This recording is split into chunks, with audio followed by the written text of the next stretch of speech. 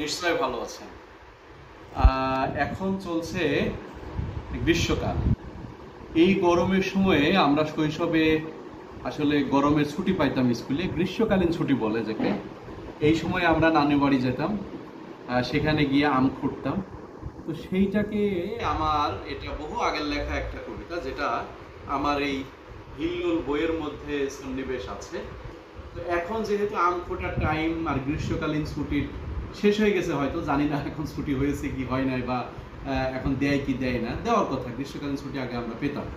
তো সেই সময়ের স্মৃতিচারণ করে একটা ছড়া কবিতা লেখা ছিল, সেটা আমি আজকে আপনাদেরকে শোনাবো। যারা বই সংগ্রহ করেছেন ইতিমধ্যে তারা হয়তো পেয়েছেন, পড়েছেন। আর যারা এখনো নেন নাই তাদেরকে শোনানোর জন্য আমি আজকের এই ছড়া কবিতাটা, সময় উপযোগী ছড়া কবিতাটা পাঠ করছি। এই ছড়া কবিতার নাম হলো গ্রীষ্মের ছুটিতে। গ্রীষ্মের ছুটিতে মজা আম খুঁটিতে, নানীদের দেশটাতে গিয়ে দুধ আর রুটিতে, যারা আম বাটিতে, খাওয়া শুরু পাল্লাটা দিয়ে।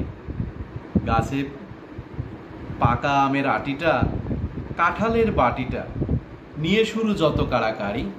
পুকুরের মাছেতে, জামরুল গাছেতে, ঢিল আর হাত বাড়াবাড়ি। গাছ পাকা লিচুটা, লোভ লাগে কিছুটা, জিহ্বাটা ভিজে টসটসে, গলা ভরা খানটা, প্রতীকের প্রাণটা, গরমেতে পড়ে যেন খসে।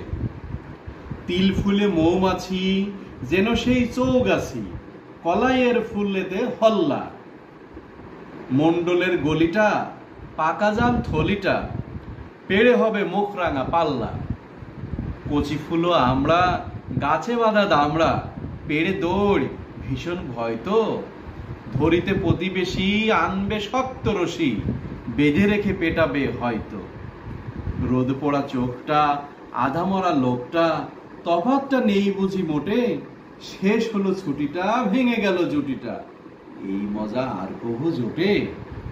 মিলিয়ে দেখুন তো বন্ধুরা, ছোটবেলার সেই আম খোঁটা কালের বয়সের সাথে এই ছড়া কবিতার মিল পান কিনা। আশা করি আমার বইটা সংগ্রহ করবেন এবং এই কবিতাটা আরো মন দিয়ে পড়বেন এবং শৈশবের সাথে মিলিয়ে দিবেন। তখন হয়তো আমারটা শুনে যত ভালো লাগবে, পড়ে তার চেয়ে বেশি ভালো লাগবে। ধন্যবাদ পাশে থাকার জন্য। ধন্যবাদ।